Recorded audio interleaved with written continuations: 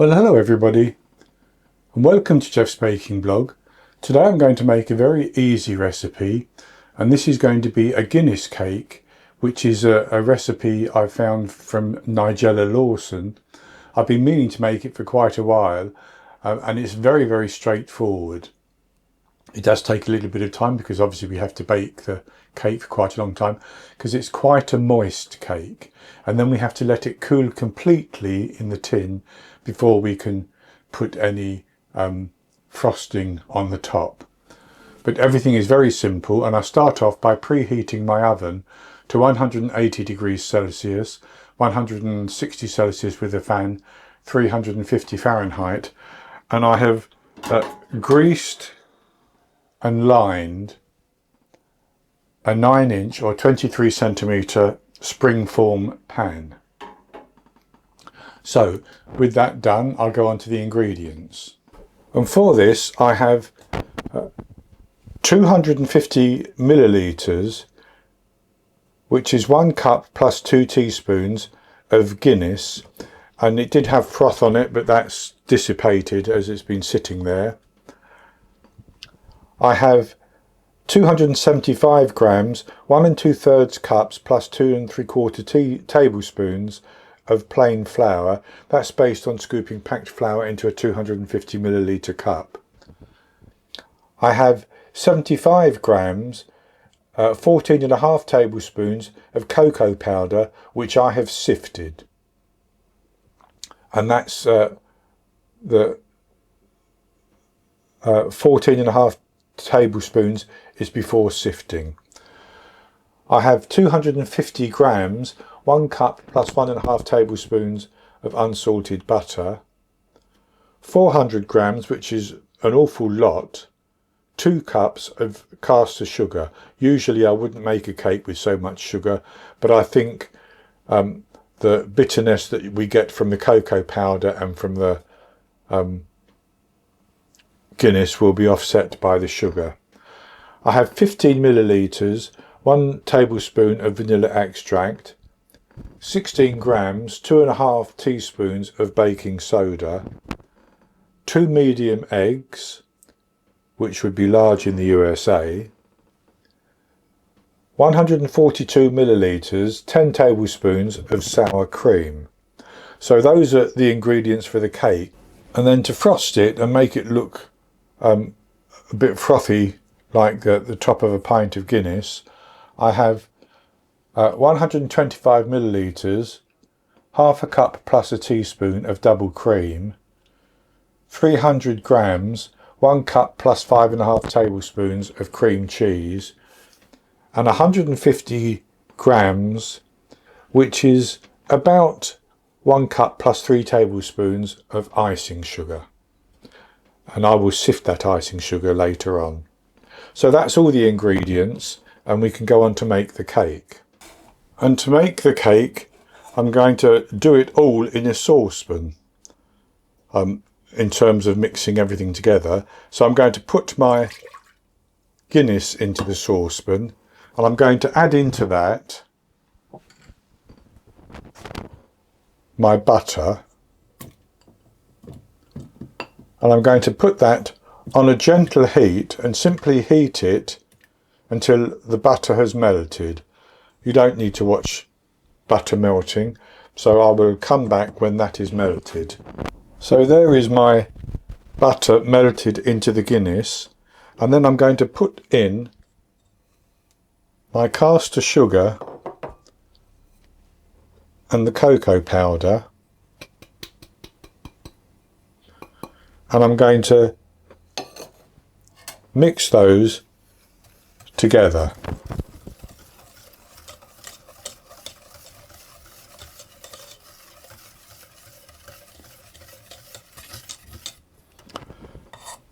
And with that mixed together, I'm going to add in my vanilla extract and my sour cream.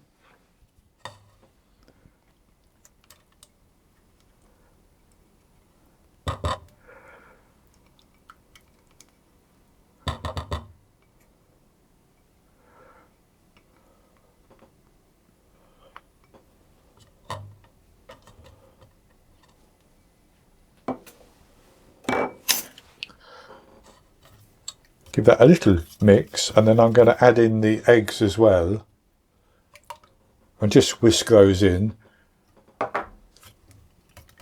And those other ingredients will have cooled down the butter and the Guinness, so it won't cook the eggs. And then I'm simply going to put my baking powder into my flour and give that a little bit of a mix around to get those combined. If I said baking powder, I meant baking soda, bicarbonate of soda.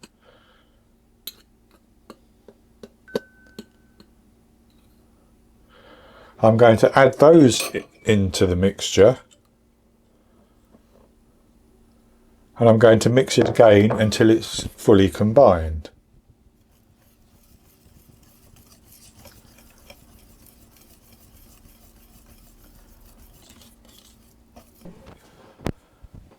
And with that mixed nicely together, I'm simply going to pour that into my prepared cake tin.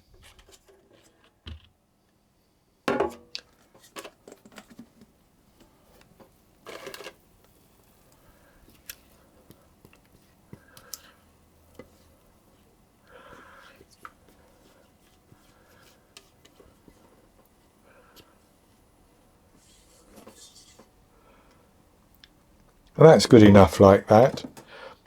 So then I'm going to put that into the oven, and I'm going to bake it for between 45 and 60 minutes, so that it should rise up well, and it will probably start to come away from the sides a little bit.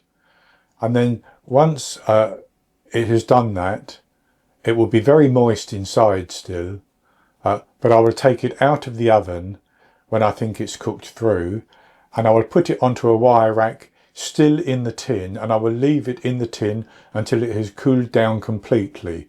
And at that stage I'll come back, show it to you, and we can then put the frosting on the top. I baked the cake for 55 minutes and I tested it with a skewer, which came out clean. Mine did ripple or a little bit in the centre, but I think that's because I like to bake using the fan, the convection oven, and with a wet batter that's likely to happen a little bit, but it would be perfectly fine. So I can set that to one side because it's completely cool and I've taken it out of the tin. And what I've done is I've put my cream cheese into a bowl, and I'm going to sift my icing sugar onto that because the icing sugar will have some lumps in it, and we need to get rid of those lumps. And with the icing sugar sifted, I'm just going to mix that into the cream cheese on a low speed.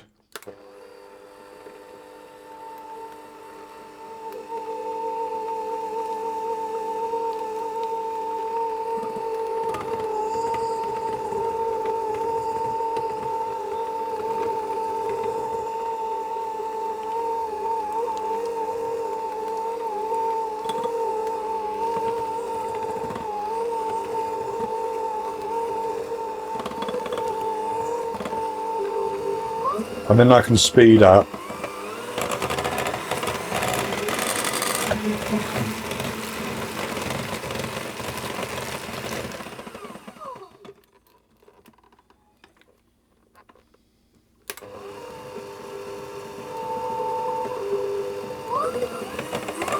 And that's whisked quite nicely. So then I'm going to whisk my double cream. I want that to thicken.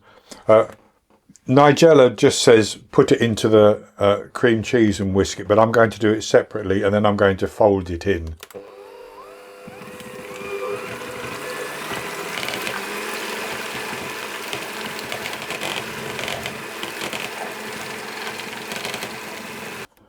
So that's whisked that quite nicely. And I'm just going to fold that into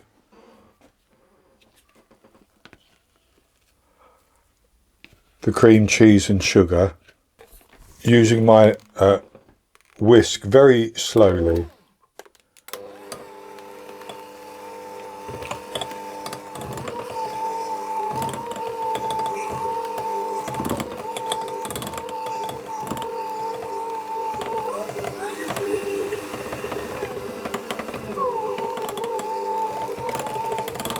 I just fold that through a little bit with the spatula, and I have a slightly thicker consistency than I would have if I'd have done it Nigella's way, and that's what I want basically. So I now need to spread that onto the top of the cake.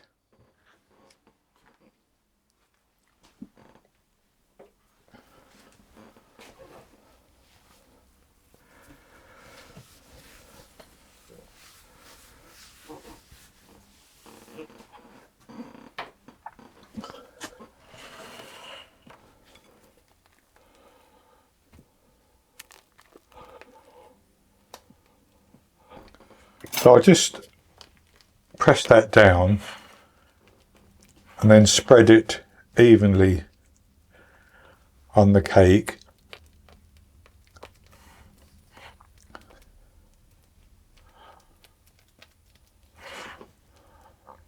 And I'm just going to make a pattern on the top a little bit.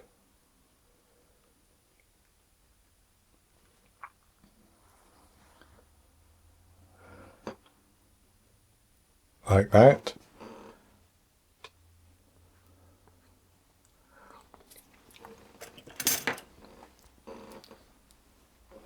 And that's actually ready to serve, but I'm going to put mine in the fridge for just a short while for it to chill a little bit more than it is now. Then I will come back and we'll have a taste. So I let the frosting chill that little bit on top of the cake, maybe for about 25-30 minutes. I've now cut a slice, so I'll show you what it looks like and we'll have a taste. So it certainly seems to have baked up quite nicely. And I'll have a taste of this slice.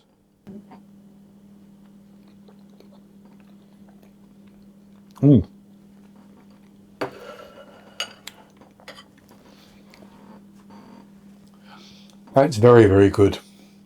The cake is lovely and moist, and that creamy cream cheese frosting, not overly sweet, is just perfect. So this is actually a very easy cake to make. It does take time because we have to wait for the cake to cool down completely, and that takes a good couple of hours, if not longer, depending on the temperature in your kitchen. But it's very worthwhile making, and it makes a very good dessert. So that's going to be it for this recipe. I hope you've enjoyed it, and if you have, please give me the thumbs up below and click to subscribe to my YouTube channel. In the top right hand corner of the screen there's an eye that you can click on, and that will take you to a link for the recipe, and I'll put a link below the video as well, and I'll be back with another recipe in the very near future. So until then, happy baking.